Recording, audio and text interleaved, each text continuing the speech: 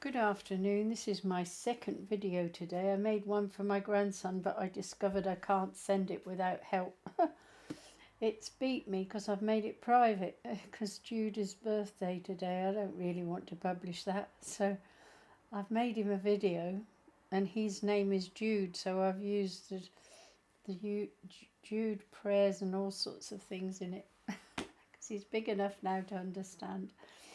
But anyway, I'm going to do the saints because he's got some interesting saints for the 13th of August.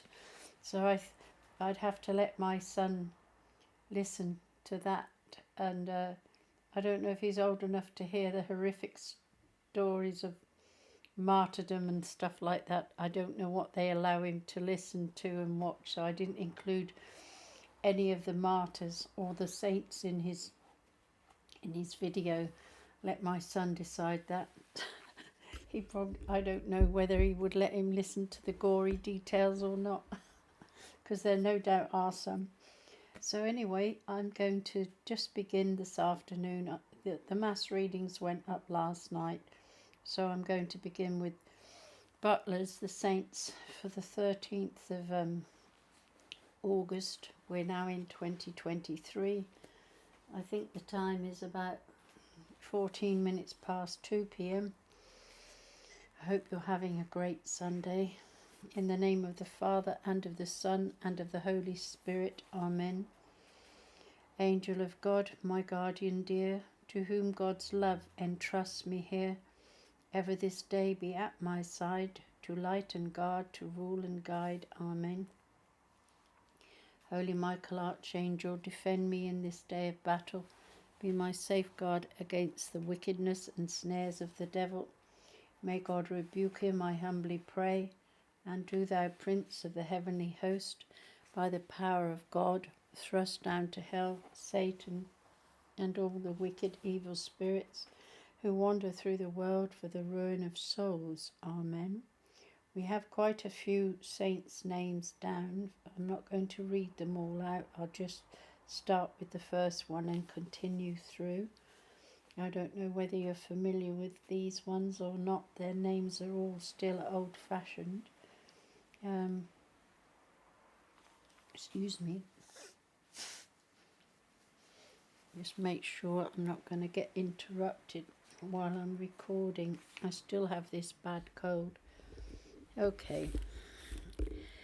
Saint Hippolytus, martyr, AD 235. The Roman martyrology today mentions that Hippolytus the martyr, who is mentioned in the Acta of St. Lawrence, according to that very unreliable document, Hippolytus was an officer in charge of Lawrence when he was in prison, and was by him converted and baptized. He assisted at the burial of the martyr, and for so doing was summoned before the emperor, who rebuked him for disgracing the imperial uniform and commission by conduct unbecoming an officer and a gentleman, and ordered him to be scourged. At the same time, Saint Concordia, the nurse of Hippolytus, and 19 others were beaten to death with leaded whips. Saint Hippolytus himself was sentenced to be torn apart by horses, a suspicious circumstance in the narrative when we remember the fate of Hippolytus, the son of Theseus, who, flying from the anger of his father, met a monster, the sight of which affrighted his horses so that he fell from his chariot, and being entangled in the harness, was dragged along and torn to pieces. The name Hippolytus means loosed horse. In the county of Hertford, 2 miles southeast from Hitchin in England, is the village of Hippolytus. It's actually spelled Ippolittus,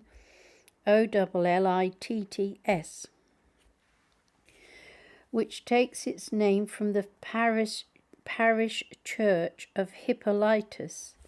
Formerly it had a shrine of the saint, to which sick horses were brought out of the North Street through the North Gate and the north door of the church, which was boarded on purpose to bring up the horses to the altar.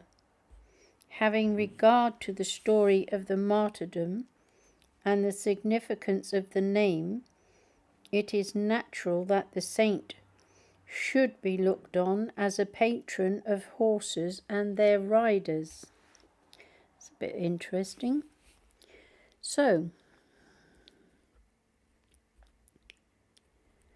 I'll go back a bit now.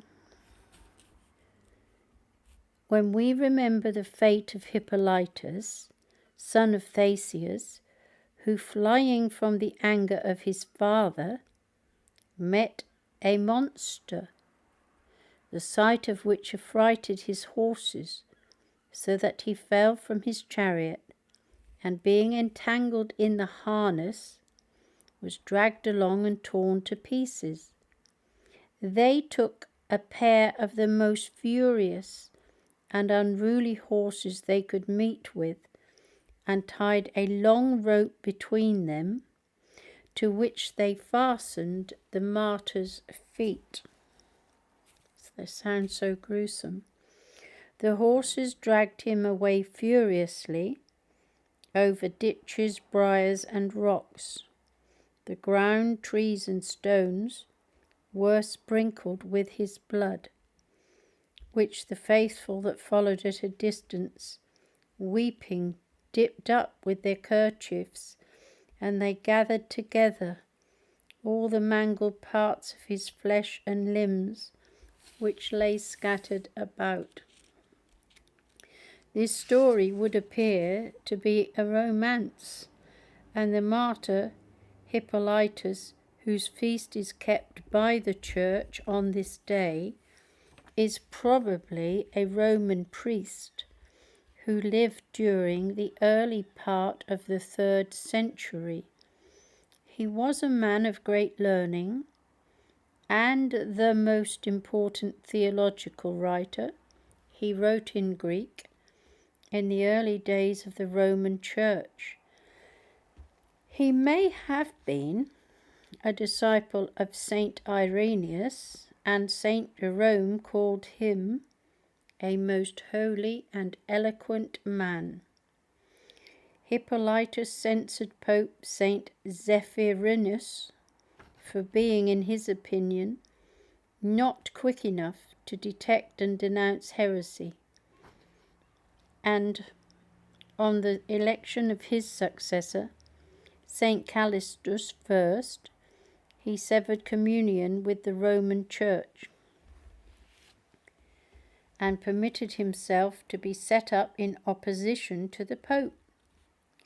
With Pope Saint Pontian, he was banished to Sardinia during the persecution of Maximus in 235, and was reconciled to the Church.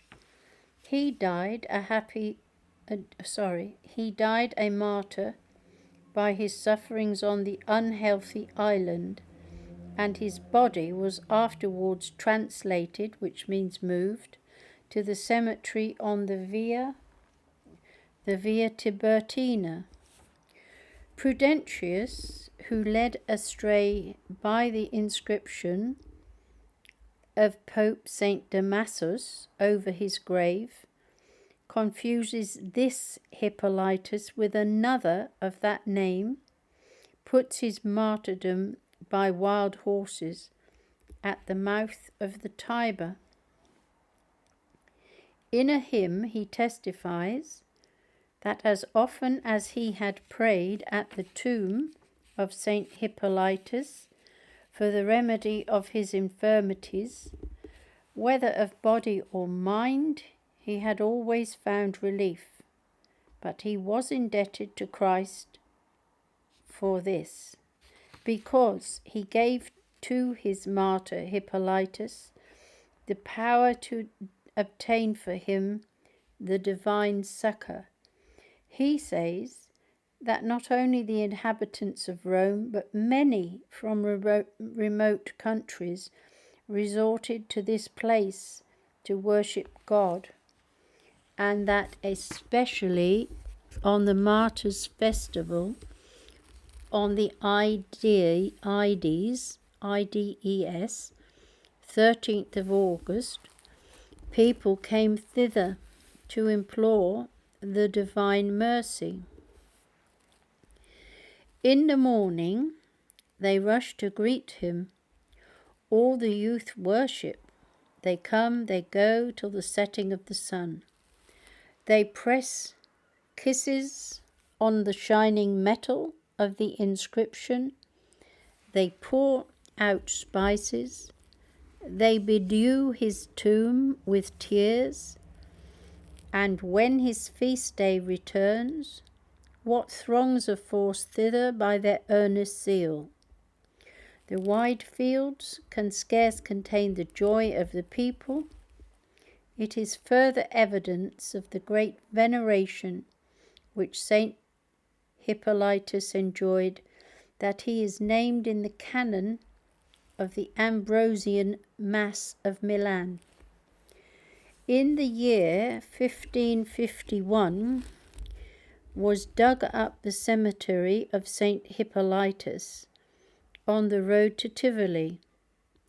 A 3rd century statue of marble representing the saint sitting in a chair, on the sides of which are inscribed his tables for computing Easter and a catalogue of his works. This statue is now in the Lateran Museum, and there's huge length of more than half, 3/4 of the book in small font, which I can't read, and it's obviously footnotes, but it's a great deal, so a lot of information there. Sadly, I can't read it. So I'm going on to the next saint, day unknown. He's called, I presume it's a he, Saint Cassian of Imola, martyr. It's got a footnote. At the time it was the custom in schools to write upon wax laid on a board of boxwood, in which the letters were formed with an iron stylus or pen, sharp at one end but blunt and smooth at the other, to erase what was to be effaced or corrected. It's just a part, something to do with this, what I'm going to read. In a single feast with St. Hippolytus, the church joined St. Cassian, though there was no connection between the two martyrs. He was a Christian schoolmaster and taught children to read and write at Imola, a city 27 miles from Ravenna in Italy. A violent persecution being raised against the church, he was taken up and interrogated by the governor of the province. As he refused to sacrifice to the gods, the barbarous judge, learning of what profession he was, commanded that his own scholars should stab him to death with their iron pens. I'm glad I didn't read this to Jude. I think he might have been a bit stressed or upset. I mean, what? His father's a school teacher, a head of department religious studies. But or head of a lot of things, not just that. He's not head of this actual school, but he's almost there. Yeah, but he's got enough with the religious thing. But if I imagine if I'd read this out to him, it's horrific. I mean, it's horrific. The Christian schoolmaster and this horrible, horrible, evil person persecuted and martyred him and wanted the kids to stab him.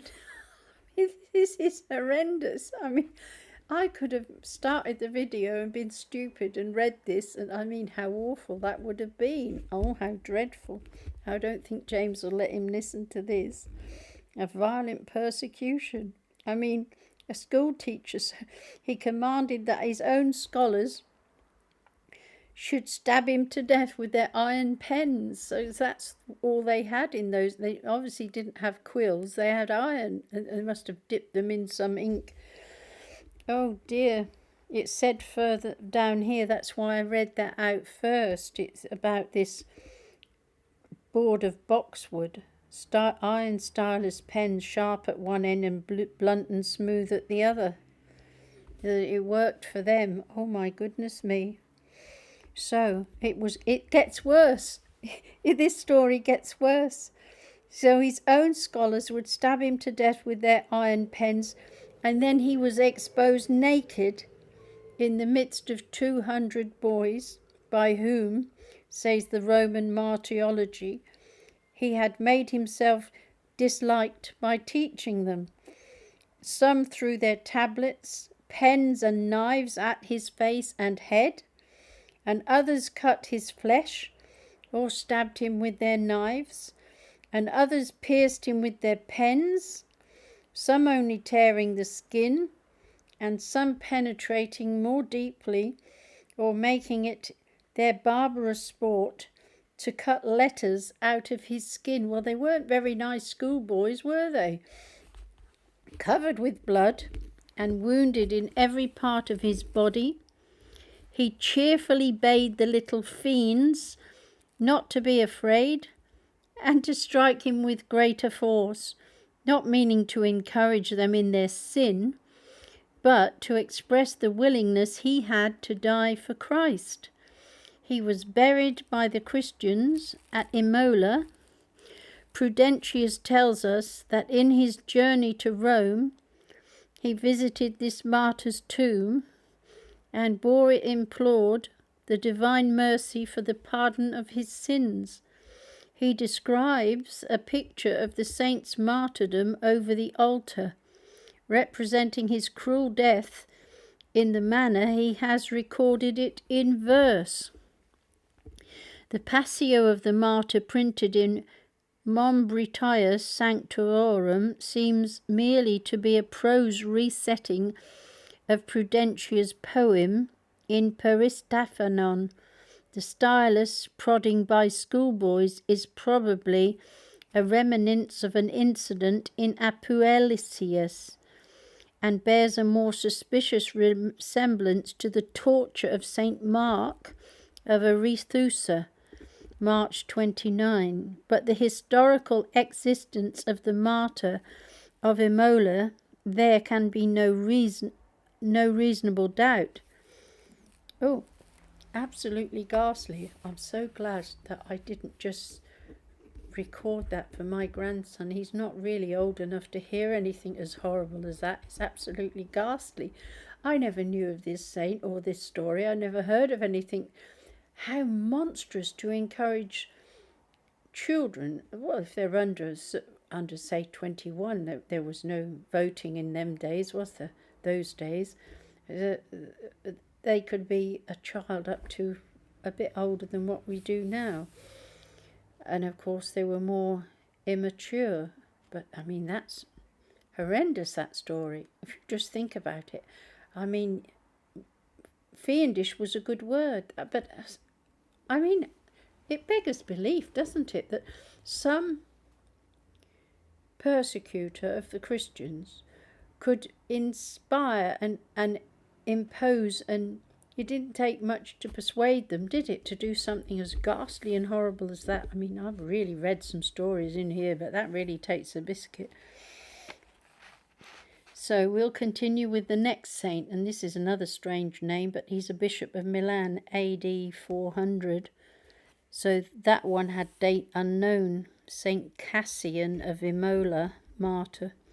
But this one, he's Saint Simplician, bishop of Milan.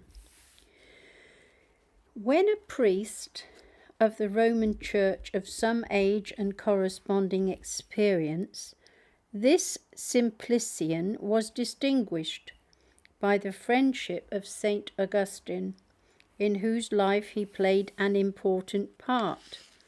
To him, Augustine gave an account of the round of his wanderings and errors, and mentioned his reading certain books of the Platonists, which had been translated into Latin by Victorianus, who had been professor of rhetoric in Rome and died a Christian. Simplician commended his choice of these books and related to him how he himself had been instrumental in the conversion of Victorianus, that very learned old man who taught most of the senators of Rome and had the honour of a statue set up in the Forum. A fear of offending his friends made him defer his baptism for some time. When Julian the Apostate forbade Christians to teach the sciences, Victorianus quitted his school.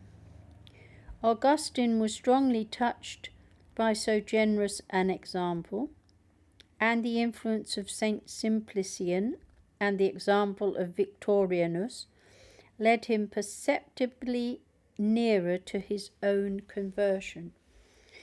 In several places in his writings, St. Ambrose praises the learning, prudent judgment, and glowing faith of Simplician.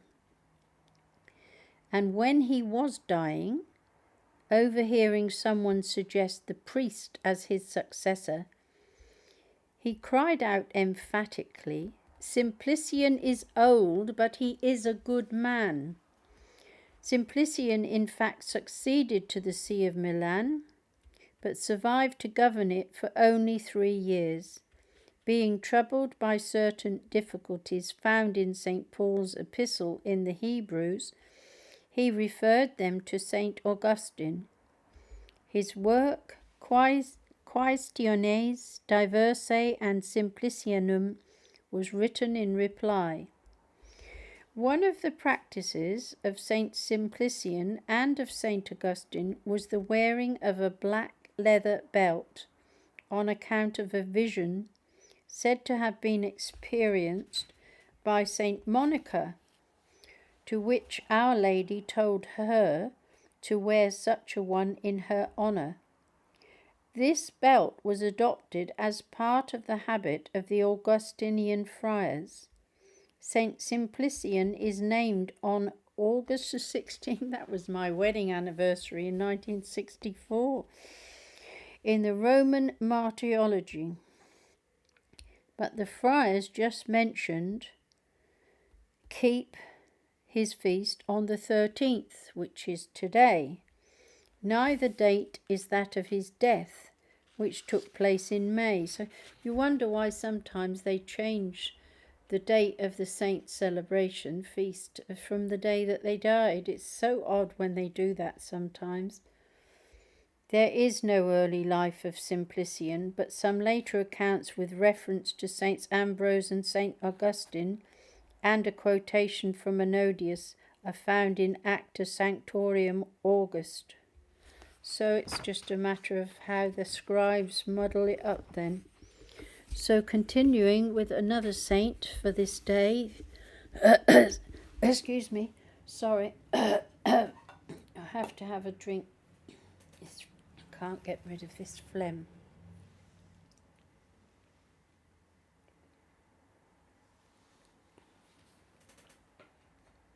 Thank you. My apologies.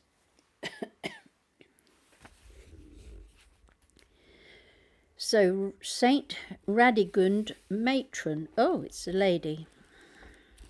AD 587, and there is quite a lot of writing about this lady. The figure of Saint Radegund, writes Godefroy Kurth in his life of Saint Clotilda, is undeniably the most authentic and best known of her century. All the light which history throws on that period converges on her personality, since her life has been related by two biographers who lived on intimate terms with her, without counting Gregory of Tours, who was in the ranks of her respectful admirers. She was born in 518, probably at Erfurt, the daughter of Berthair, a pagan king of part of Thuringia, who was assassinated by his brother Hermenfrid, pagan king of part of Thuringia, who was assassinated by his brother Hermenfrid. In 531, Theodoric, king of Austrasia, and his half-brother Clotaire I, king of Neustria, fell upon Hermenfrid, vanquished him, and carried home a great booty. So it was gold and thieving and stealing then is why he killed him. Among the prisoners, Radegund, then about 12 years old, fell to the lot of King Clotaire, who is said to have had her instructed in the Christian religion and baptized, but it is more probable that she was already a Christian when she was seized from her father. Until her 18th year, she lived at Athes, near Peronne, distinguished for her personal beauty, her goodness, and her devotion to religion. And then she was called to Vitry to become the wife of the king. Clotaire I, I'm not sure if it's an I or Clotaire I. It says Clotaire, I was the youngest son of Clovis, the first Christian king of the Franks, but he was a man of shocking character, sensual and a brute. The Abbé Agram justly calls him. His matrimonial alliances have never been properly disentangled. He was married at least 5 times, and it is even possible that his union with Radegund was polygamous. She bore a lot with fortitude, and though now became a queen, she continued no less an enemy to dissipation and vanity than she was before, and divided her time chiefly between the church and care of the poor, the sick and captives. She also founded a hospital for lepers whom she waited on herself, and was one day seen kissing their diseased bodies. A friend remonstrated, saying that after that no one would dare to kiss her. "If you don't want to kiss me, I really do not mind at all," retorted RADEGUND. Clotaire allowed her full liberty in her devotions, but after his affection began to be alienated from her, he reproached her, saying he had married a nun rather than a queen, who converted his court into a monastery. His complaints were unjust, for she made it the first point of her devotion never to be wanting in any duty of her state, and to show the king all possible complaisance. She accepted his infidelities and taunts on her childlessness with patience and courtesy. But after 6 years of marriage, Clotaire committed a crime which Radegund could not overlook. He murdered her brother, who had been captured with herself at the Battle of the Unstrut, and of whom she was very fond. Radegund asked her husband's leave to retire from the court, which was granted, or he may have sent her away.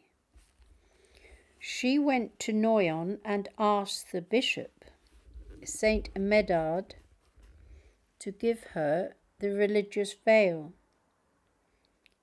He hesitated, for she was in a somewhat equivocal position, and the king was notoriously violent and unscrupulous.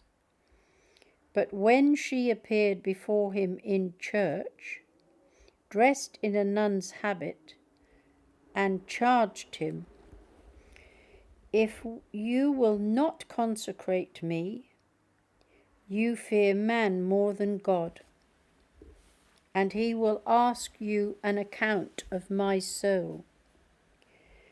Medard gave in and consecrated her a deaconess. Saint Radegund first withdrew to Saix, S-A-I-X, an estate of Clotaire's in Poitou, living a penitential life there for 6 months. She employed almost her whole revenue in alms, and served the poor with her own hands. She went after to Poitiers, and there built a monastery of nuns, which she arranged for a friend named Agnes to be made the first abbess, and paid her an implicit obedience. King Clotaire, about this time, went as far as Tours upon a religious pretence, but intending to go to Poitiers and carry her again to court. Radegund was alarmed and wrote to Saint Germanus of Paris, beseeching his help. The bishop went to the king and implored him to leave his innocent wife alone. Germanus's interference was so effectual that Clotaire sent him to Poitiers to beg Radegund's forgiveness for him, and her prayers that he might find God's pardon also. His better frame of mind was only passing. Among other subsequent enormities, he burned alive in a cottage his own son and grandchildren. I'm definitely glad I didn't read this story to my grandson today. Goodness me, it's horrible.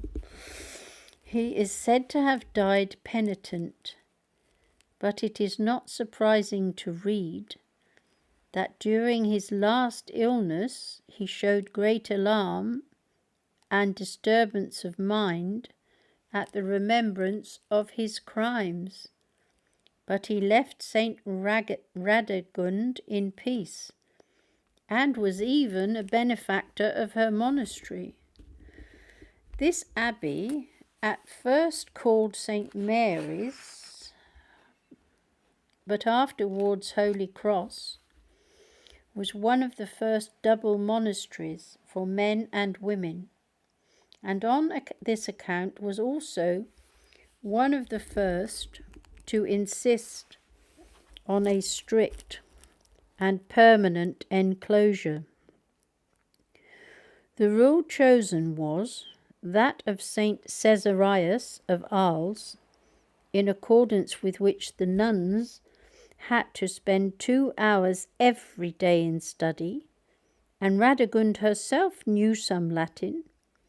Under her influence, Holy Cross became a meeting place for scholars and traditional accompaniment of learning, a centre for the maintenance of peace. Whenever rumours of war were heard, St. Radegund sent letters to the combatants, urging them in the name of Christ to desist. What a good idea. But she used violence unsparingly to her own body. St. Caesarea the Younger, abbess of St. John's at Arles, sent to Poitiers with a copy of the rule a letter of advice for the nuns. In it she says that every nun shall learn the Psalter by heart and be able to read. Radegund enriched the church she had built with the relics of a number of saints, but was very desirous to procure a particle of the true cross of our Redeemer, and sent clerks to Constantinople, to the Emperor Justin, for that purpose. The Emperor sent her a piece of that sacred wood, adorned with gold and precious stones, a book of the Gospels beautified in the same manner, and the relics of several saints. They were carried to Poitiers and deposited in the church of the monastery with a great procession, wax tapers, incense, and singing of psalms. This was carried out by St. Euphronius, Archbishop of Tours. The Bishop of Poitiers, having for some reason refused to have anything to do with it, it was for that occasion that St. Venantius Fortunatus composed the hymn Vexilla Regis Prodeunt, which was solemnly sung for the first time on this November 19th, 569. Venantius was at that time a priest at Poitiers and a close friend of St. Radegund, whose life he wrote. He corresponded freely with her,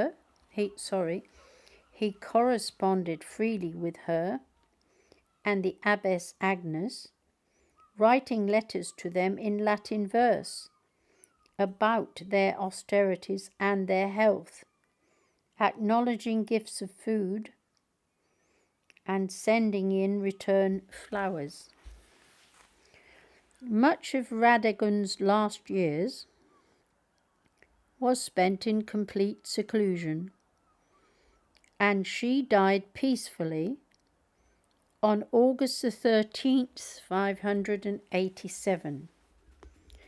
When we heard of her death, writes St. Gregory of Tours, we went to the monastery which she had founded at Poitiers.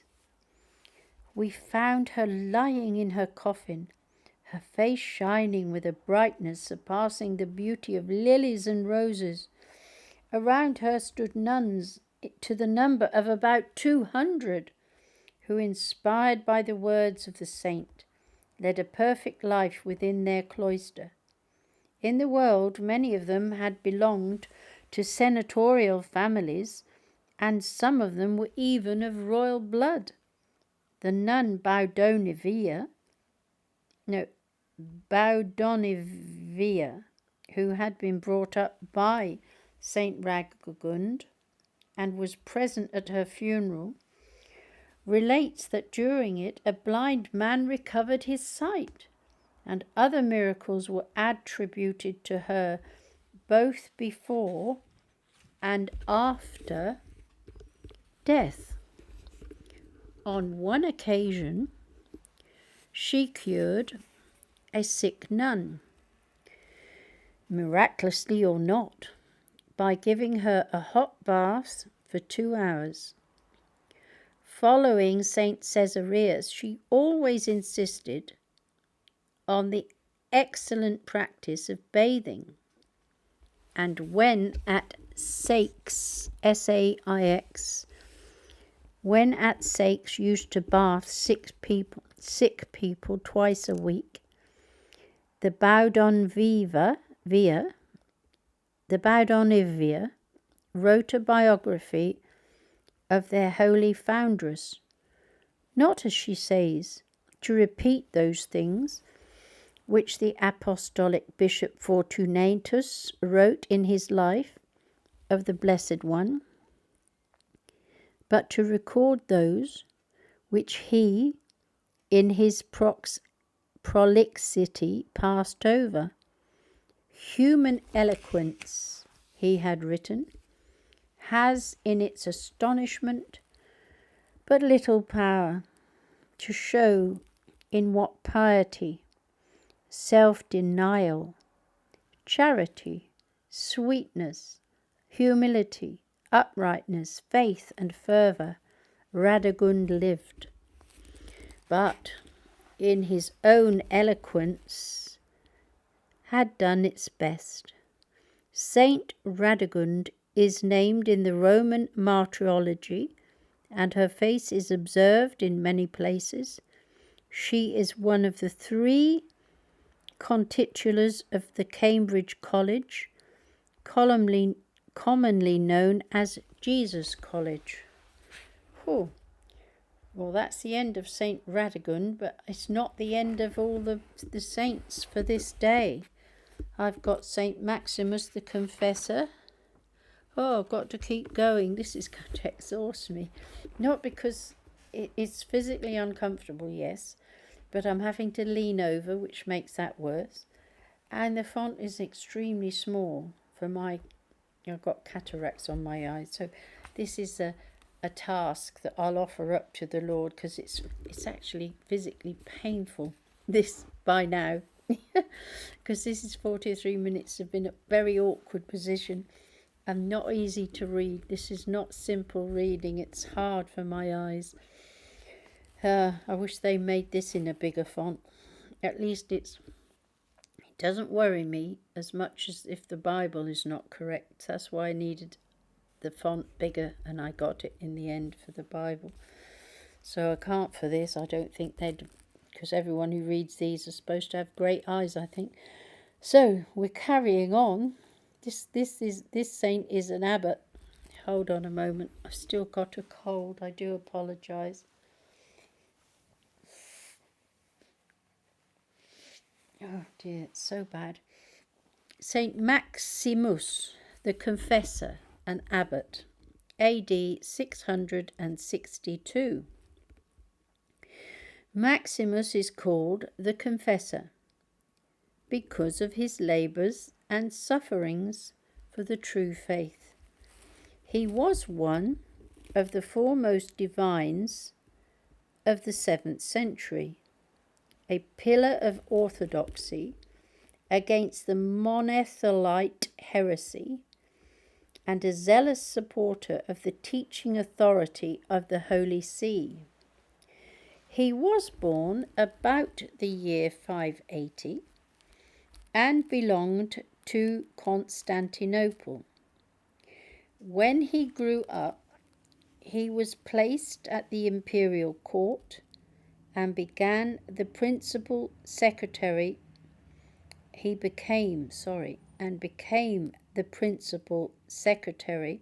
of the Emperor Heraclius.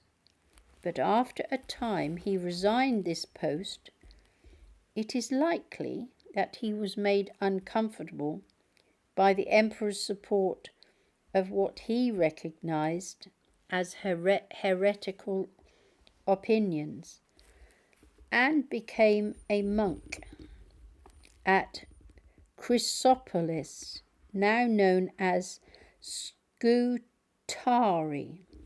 There he was elected abbot and wrote some of his mystical treatises.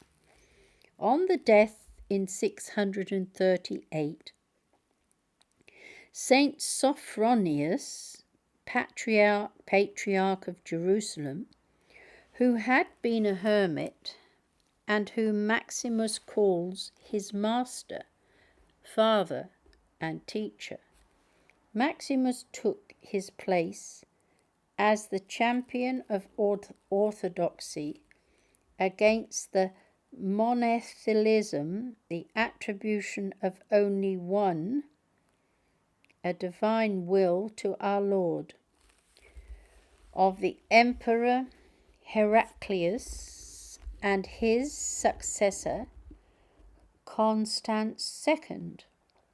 He defended the memory of Pope Honorius from the charge of having held that heresy, and in a letter about Pius,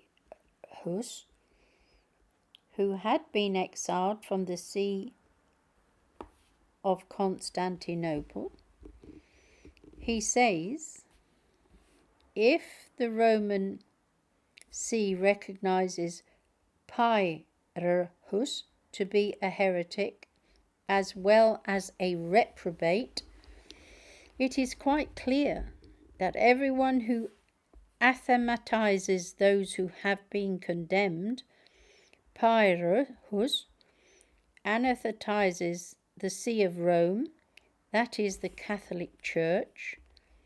Let him hasten, before all else, to satisfy the Roman See, for if it is satisfied, all will agree in calling him pious and orthodox. That apostolic See, which has received universal and supreme dominion, authority and power of binding and loosing over all the holy churches of God throughout the world, from the incarnate Son of God himself, and also by all holy councils. In 645, Gregory, the governor of the African province and a friend of Maximus, arranged a public disputation between the saint and Pius, as the result of which Pius went to Rome to abjure his monolithic heresy. 3 years later, the Emperor Constans II issued a decree in favor of monotheism. Goodness me, it goes on forever. Called the Typos, and Saint Maximus was in Rome at the time of the council, summoned by Pope Saint Martin the first it is, or else that's an I, at which this document was condemned. In 653, the Pope was dragged from Rome by the imperial exarch, banished to the Chersonese, and there bullied and starved to death. The last martyred Pope. Goodness me, we have a bad history, don't we, hey? In the Catholic Church, they're still as bad today. If they could, they would. You never know. Saint Maximus remained in Rome until having argued against the typos before an imperial legate. He too was seized, being now an old man of 75, so I'm nearly 77, so I'm very old, and carried off to Constantinople. He was put on trial on a charge of conspiring against the empire. He said that he supported Rome in the matter of the typos, and when it was objected that he thereby condemned the Church of Constantinople, he replied, "I condemn no one, but I'd rather lose my life than depart from the least point of the faith." Sorry, but my eyes are struggling with this. He was sentenced to banishment at Pisa in Thrace, where he suffered greatly from cold, hunger, and neglect. After some months, a commission was sent to interview him, headed by Theodosius, Bishop of Caesarea in Bithynia. Maximus so eloquently demonstrated to them the two natures of Christ and the depravity of keeping silence on the true faith that Theodosius was convinced, gave the confessor money and some clothes, which were taken away by the Bishop of Bizya, Bizya, and promised that he would submit to the Holy See. St. Maximus was then removed to a monastery at RADEGUND, and there arrived Theodosius of Caesarea and another deputation offering him honours from the emperor if he would accept the typos. Maximus reminded Theodosius of his promise, which he had ratified on the Holy Gospels, on the cross, and on the image of the Mother of God, to which the bishop could only reply, "What could I do?" The emperor took another view. Maximus remained firm. He was struck and spat upon. His few possessions were taken away from him, and the next day he was taken to Perberis, where his two friends and supporters, Anastasius the abbot and Anastasius the apocrisiarius, were already in captivity. Cool, they had really hard times, weren't they? Here they remained in great hardship and distress for 6 years, and then were brought back to Constantinople to appear before a tribunal. All three were condemned, and with them the memory of St. Martin I and St. Sophronius, and they were sentenced to be scourged, to be deprived of their tongues and their right hands, thus mutilated, to be pilloried in each of the 12 quarters of the city, and to be imprisoned for life. Tongueless, they could no longer preach the orthodox faith. Handless, they could no longer write it, but they could still confess it by suffering with patience and dying with fortitude. St. Maximus survived only a few weeks after a terrible journey to Scamarius, near Batum on the Black Sea, One, Anastasius, died even sooner, but the other lived on until 666. How odd. This great confessor of the faith and mystical religious writer suffered thus in his 82nd year.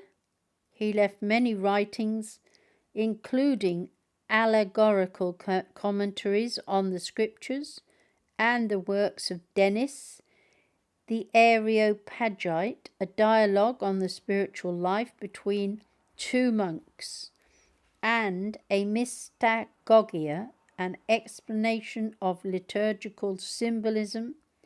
Saint Maximus was not, as is sometimes said, the father of Byzantine mysticism, which originated with the desert monks of earlier ages. He was neither,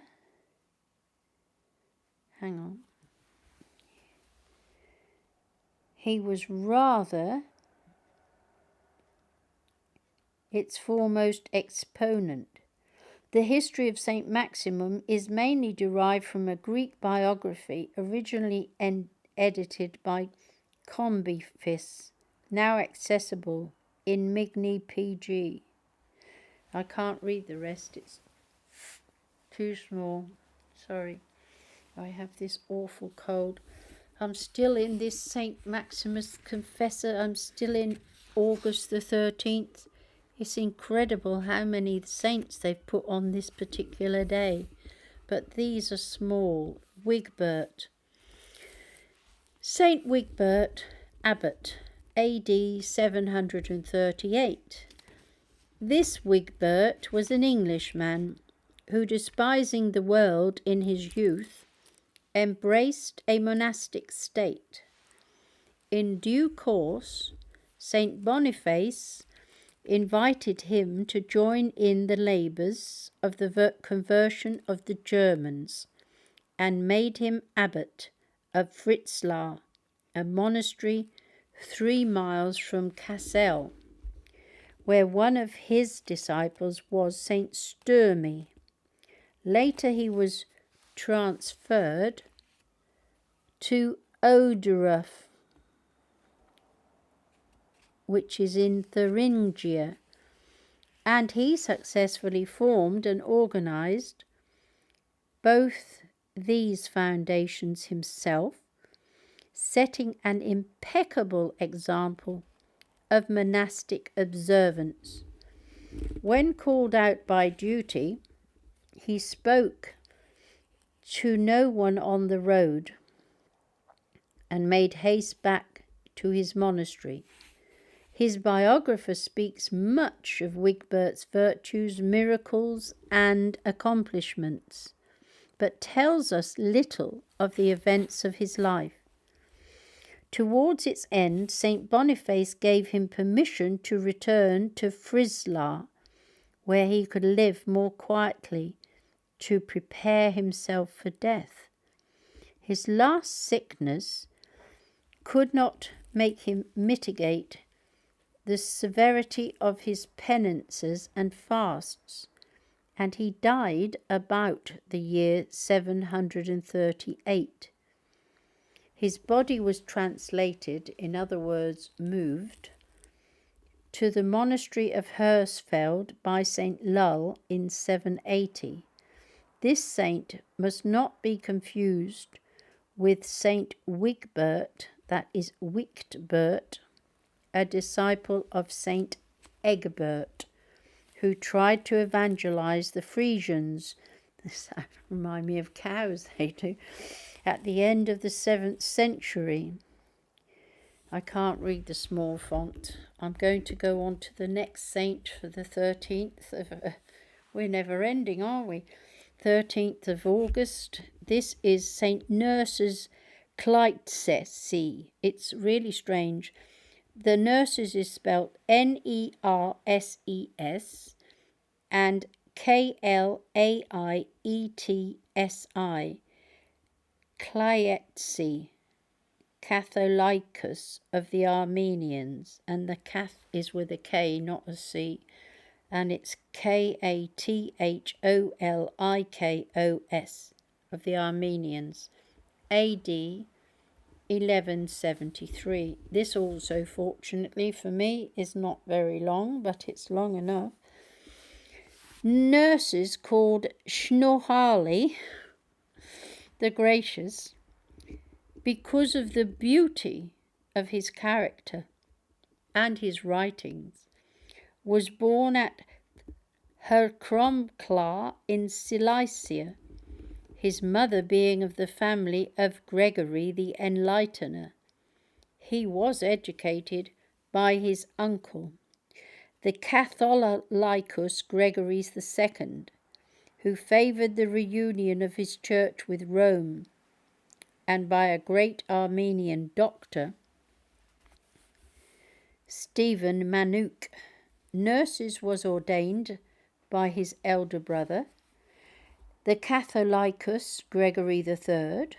This Gregory, whom both Catholic and dissident Armenians venerate as a saint, seems to have been in communion with the prelates of the Western Crusaders, and when in 1166 Nurses succeeded his brother as Catholicos, the fourth of his name, he maintained his union, which, however, was not formally confirmed until the coronation of King Leo II at Tarsus in 1198.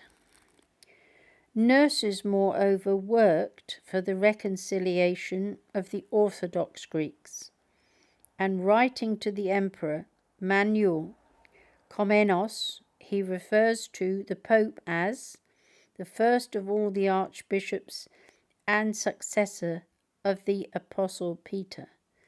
He is the most famous writer of the 12th century Armenian Renaissance, both in prose and verse.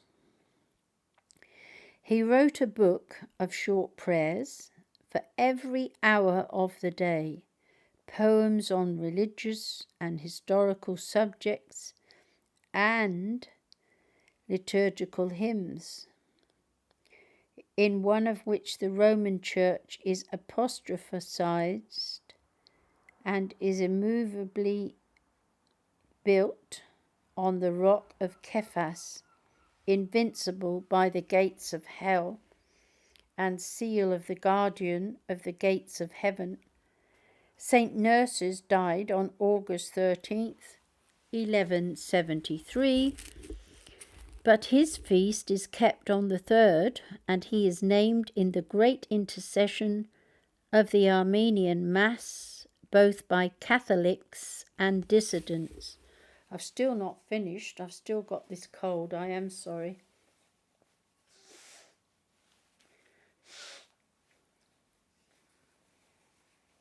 So annoying. Continuing with the saints, the lives of the saints, Blessed Novellone, Novellone or on, it has an E at the end, Novellone, AD 1280. So we're still in an ancient time.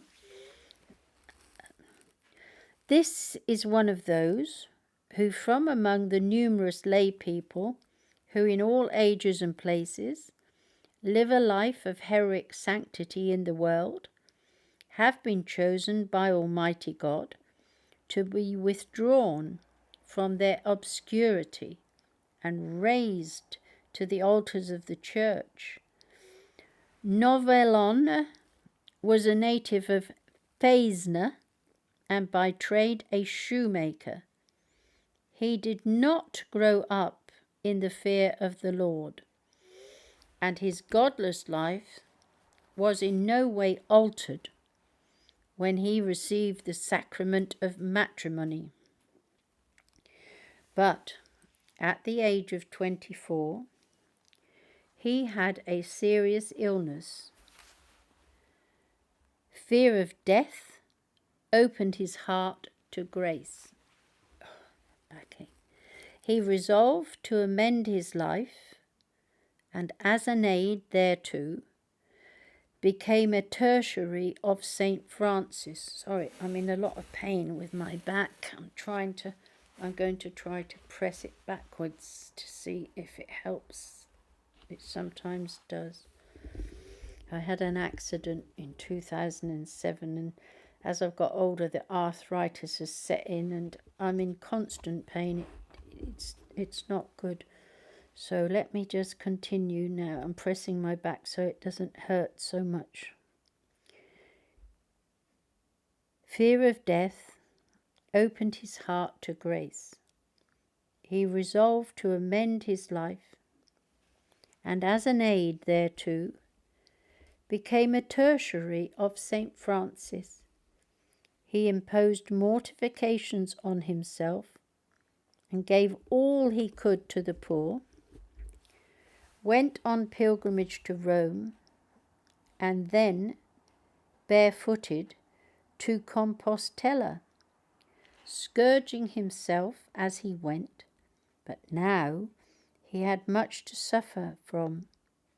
His wife, who complained of his long absences from home, and of his charity to the poor. But she was changed one day, when a beggar coming to the door, the larder that a few minutes before had been empty, was found to be well stocked with food. That was a miracle. After the death of his wife, Novellone reduced himself to want by his benefactions and sought to lead the life of a hermit. In order to do this, he is said by some writers to have entered the Camaldolese order, but he seems simply to have taken up his residence beside the cell of a Camaldolese hermit, one Lawrence at Faenza. After edifying his fellow citizens for 56 years, Novellone died and was buried in the Cathedral of Faenza, and his cultus was approved in 1817. Do you know, we're still not at the end of this 13th of August. So we're now going to look at the life of Saint Gertrude. I've not done one as long as this, I don't think, ever. I've been doing butlers for a long time now, but not every day, but it's just become that way because just that's how it's going for the time being. Blessed Gertrude of Altenberg, Virgin, AD 1297, because I don't have time to read them through and then choose. I'm not into that unless they're very famous, and then I'll only do the one. 2 weeks after the death in September 1227 of her husband Louis at Otranto, on his way to the crusade in the Holy Land, Saint Elizabeth of Hungary, on her way, did she, gave birth to their third daughter, who was christened Gertrude. Oh, she was on her way to the Holy Land and she gave birth. That couldn't have been easy, could it?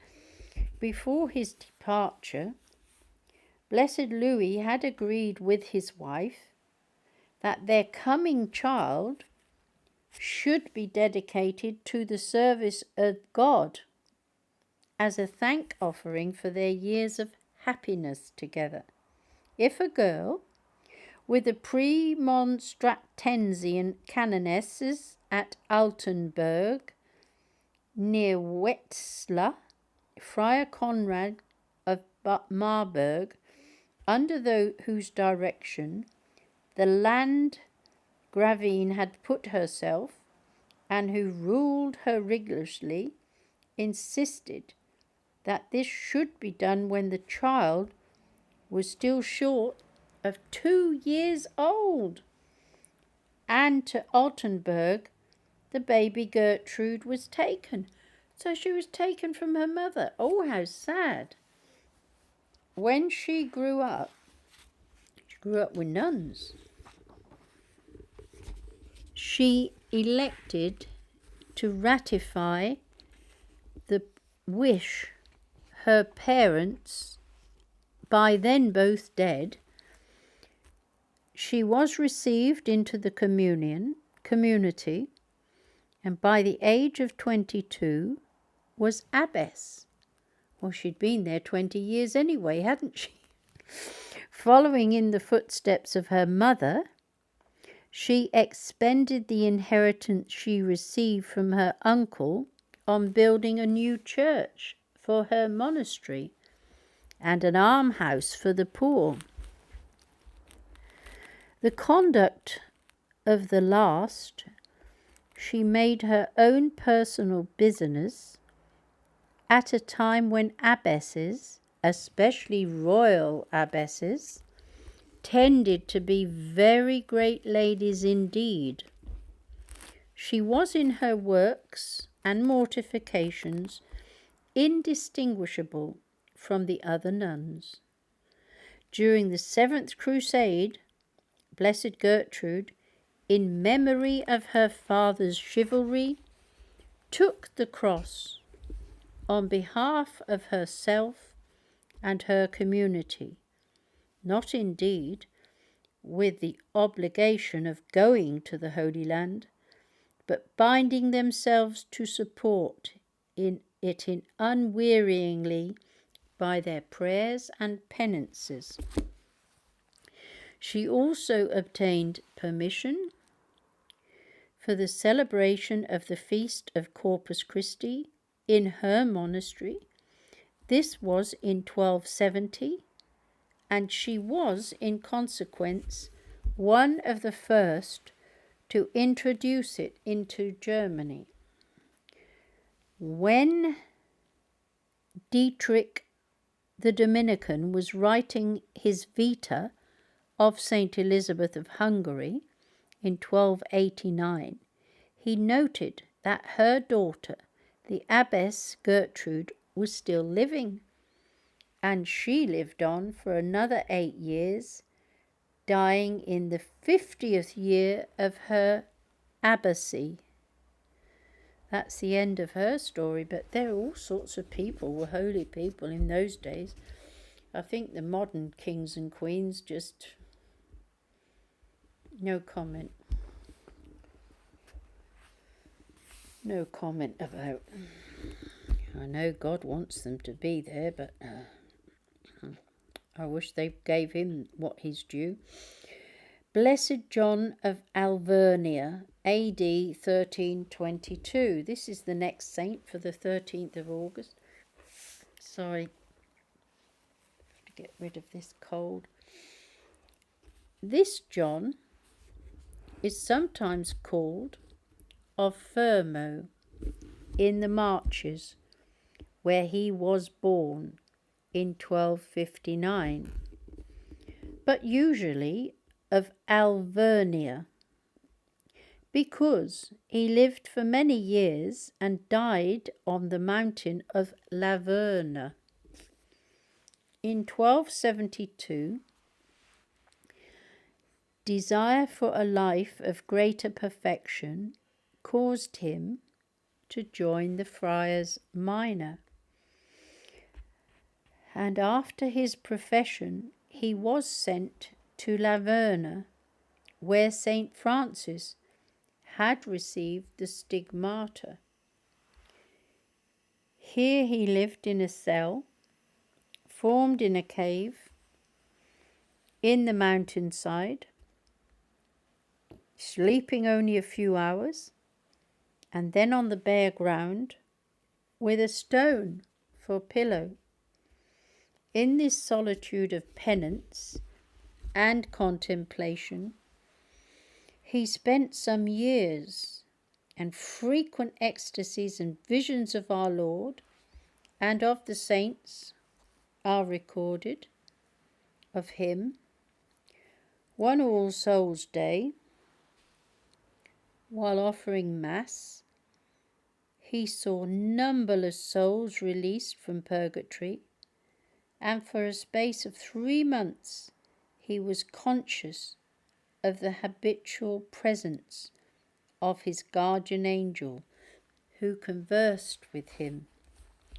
After a time, his austerities became excessive, and St. Francis himself, in a vision, ordered him to moderate them, lest he unfit himself for the active service of his neighbour, to which he was soon to be called. This took the form of preaching and pastoral work, first in the towns and villages of around Laverne, and then throughout central and northern Italy. He had the gifts of infused knowledge and of reading souls like Padre Pio, and his exhortations brought back many who were sinners to Christ, and excited the admiration of good and learned men. He never wrote out his sermons, and when it was pointed out to him that this had its disadvantages, he replied, "When I go into the pulpit, I just remind myself that it is not I, a poor sinner, who is to preach, but God himself, well done, who will teach divine truth through my mouth, well done." Do you suppose, dear brothers, that God can ever fail in his words? Blessed John was a close friend of the poet Blessed Giacomo da Todi, gave him the last sacraments as he lay dying on Christmas Day, 1306. So how come they've remembered him for August 13th then? Maybe we'll find out in a moment. And John himself is alleged to be the author of the proper preface sung by the Friars Minor in the Mass of St. Francis. He was at the friary of Cortona when he felt death approaching. He therefore hurried to Laverne and there died on August the 10th, 1322. So I'd like to know why they all put them in on this day the 13th and made it harder for me to read, because they're all on the same page book. We're getting to the end of it though. Oh dear. He died on August the 10th, 1322. To the brothers who were present he said as his last message, "If you would have a good conscience, wish to know Jesus Christ only, for he is the way. If you would have wisdom, wish to know Jesus Christ only, for he is the truth. If you wish to have glory, wish to know Jesus Christ only, for he is the life." The cultus of Blessed John of Alvernia was approved in 1880. The Friars Minor keep his feast with Blessed Novellone above, and join with that of Blessed Vincent or Aquila, who we've done recently, a lay brother who died at San Giuliano in 1504, a man of great humility, of prayer, temperance and patience, adorned with the spirit of prophecy. His cultus was confirmed in 1785. I still have another 2 names in front of me. Oh, goodness me, this is very, very... Oh, that's it, the last 2. We're on the home straight now. This was like doing a marathon, a marathon of saints. I'll remember your birthday, Jude, for a long time. I'm glad I didn't say I was going to record this for him. Who knows, when he's an adult, he might listen to it if it's still out there. At least they won't take it down for COVID violations of their medical views. like they've done my other, not Christian ones. They didn't take any of them down, just the COVID stuff of Dr. Vernon Coleman. Oh dear, good man he is. Oh dear. So we're now going to remember this saint, blessed actually, a blessed William Freeman, martyr, AD, still a long time ago, 1595. William Freeman, alias Mason, was born in the East Riding of Yorkshire. Well, at least he's British English. About 1558, and was educated at Magdalen College, Oxford. He had been brought up a Catholic, but took to outward conformity with the new church until 1586. In that year, he was present at the martyrdom of Blessed Edward Stransham at Tyburn, and he was so deeply impressed that he at once went over to Reims and was ordained the following year. He was sent to England in 1589 and worked for 6 years on the borders of Worcestershire and Warwickshire, where he was in touch with several of the friends of Shakespeare. He was then engaged by a Mrs. Heath of Stratford-on-Avon to be a tutor to her son. But in January 1595, a special commission was sent to search her house, and Mr. Freeman was arrested. He managed to conceal the fact that he was a priest, but he was betrayed by a fellow prisoner, and at the end of 7 months in prison was convicted and sentenced as a seminary priest. He was accordingly hanged, drawn and quartered at Warwick on August 13th, 1595. Oh, I'm glad little Jude didn't have to hear all these martyrdoms. Oh dear. Certain criminals were put to death before him and in his presence, in the hope that the terrifying sight would make him apostatize. But he protested that if he had many lives, he would most willingly lay them down for the sake of him who had been pleased to die upon a cross for his redemption, and devoutly recited Psalm XL1, as the hart panteth after the fountains of water. So that was a great saint then, Saint William, Blessed William Freeman, martyr. So we're now going to, I think this might possibly be the final saint. Well, there's no one else's big name that I can see. So yes, we're on the last saint. Saint Benildus, A.D. 1862. So it's getting nearer to our time then, a couple of 100 years or more ago. In his fertile plain, called the Limagne in the French civil department of Puy-de-Dôme, stands the small town or large village called Thuret. It has a big and handsome Romanesque church of the 12th century, and in it was christened on June the 13th, 1805, the day of his birth, a boy called Peter Romancon, the second son of his parents, who were people much respected in the district. In the same church, 12 years later, he made his first Holy Communion and was confirmed by the Bishop of Clermont.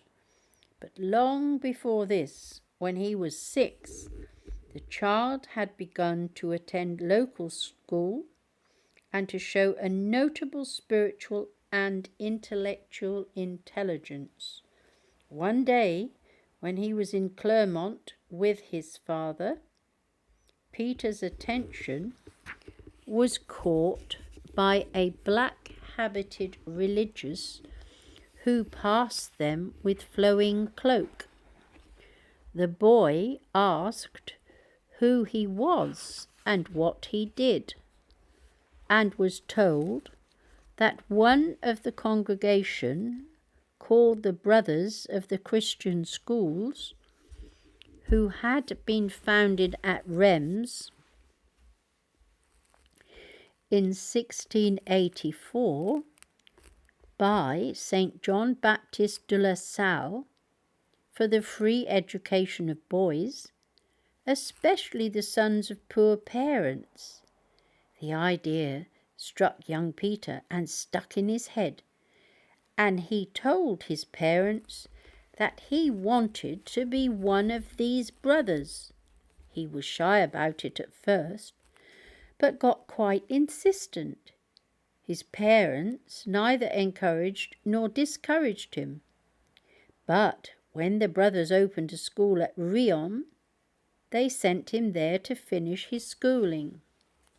The atmosphere at Riom suited Peter down to the ground, and when he was 14, that's young, he asked to be admitted as an aspirant to the congregation. In spite of his excellent reputation, he was refused on the ground that he was too small.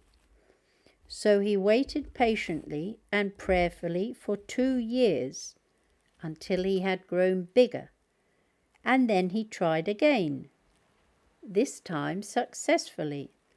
Mr. Romancon, to try his son, threatened to cut him off with a shilling if he left home. "I shan't complain if you want to do so," Peter replied gently. "I should only be exchanging earthly goods for heavenly goods." And so, in the autumn of 1820, he asked and received his parents' blessing and departed for the novitiate at Clermont-Ferrand. During the following 12 months, his vocation was clearly confirmed, and his director did not hesitate to declare that this young brother will be one of the glories of our congregation one day. I pray that for Jude. Upon being clothed with a religious habit, Peter Romancon had been given the name of Benildus. What a strange name. At the end of his novitiate, Brother Benildus was sent back to the school at Riom to begin his course of instruction in the art of teaching. And during the following years, he was in turn with other Christian brother communities, sometimes varying his teaching with other tasks, such as that of cook. He had been professed only 2 years when he was put in charge of the community and school at Billom in the Puy-de-Dôme. One of his pupils here said of him afterwards, "Brother Benildus was as good as an angel and looked like a saint." He was a fine teacher, a bit strict, but always fair. He would encourage the backward ones and make us work hard. His pupils were good and knew their religion properly. Brother Benildus was so successful in this charge that in 1841, when he was 36 years old, he was sent to direct a community and open a school at Sauges in Haute-Loire, and it was here he spent the rest of his life. The brothers were welcomed with enthusiasm in the town, and they were soon asked to run evening classes for grown-ups in addition to their main work. The government inspectors became so pleased with the school that they awarded Brother Benildus a silver medal. But more gratifying to him would have been the golden opinions of his pupils, some of which are still on record. One of them finds it worth mentioning that the holy headmaster used to have the windows open when he came into class. It was as a religious teacher that Brother Benildus excelled. I think Jude should hear this story. I live for the apostolate, he wrote. If through my fault these children don't grow in goodness, what is the use of my life? If I die teaching the catechism, then I die at my proper work. He had prepared himself for this work by his own personal life and by acquiring a thorough background of theological and other knowledge. More than one witness testifies that in his divinity classes, the pupils listened with absorbed attention and found the time go quickly, too quickly. They were never dismissed without a few words of exhortation straight from the teacher's loving heart. Dear Brother Benildus used to speak of the eternal truths with such warmth that I have never forgotten his words. They touched the hearts of us all and made us sorry for our misdoings. And it was not only his former pupils that appreciated him. Their parents and the presentation sisters who ran the girls' school and the clergy of the town all spoke to the same effect. Said one of the curates of the parish church, Brother Benildus did not worship God like an angel only when he was in church and saying his prayers, but always and everywhere, even among his cabbages in the garden. Enthusiasm for the congregation, of which he was a member, was very characteristic of Benildus. Even were I reduced to eating potato skins, he said, at one moment of difficulty, I would not give up the congregation. I am too conscious of God's goodness in calling me to his service in it. He never missed an opportunity of encouraging a suitable volunteer for it, but not by putting forward human considerations. What was he looking for? An easy life? The school of Sangues did not promise anything of the kind. The approval of public opinion?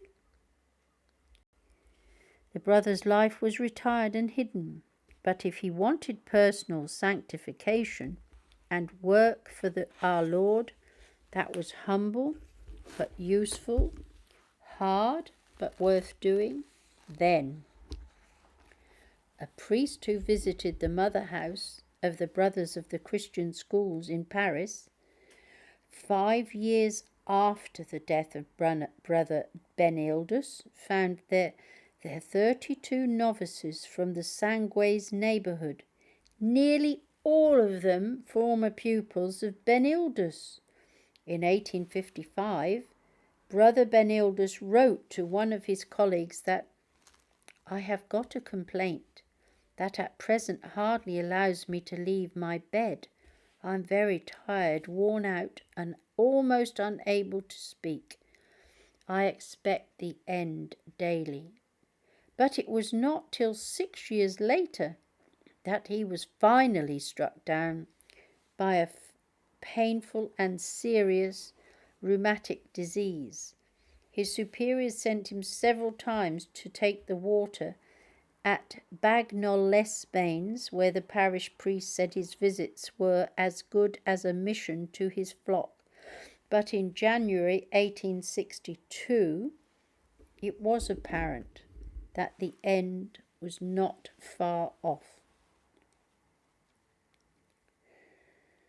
On the eve of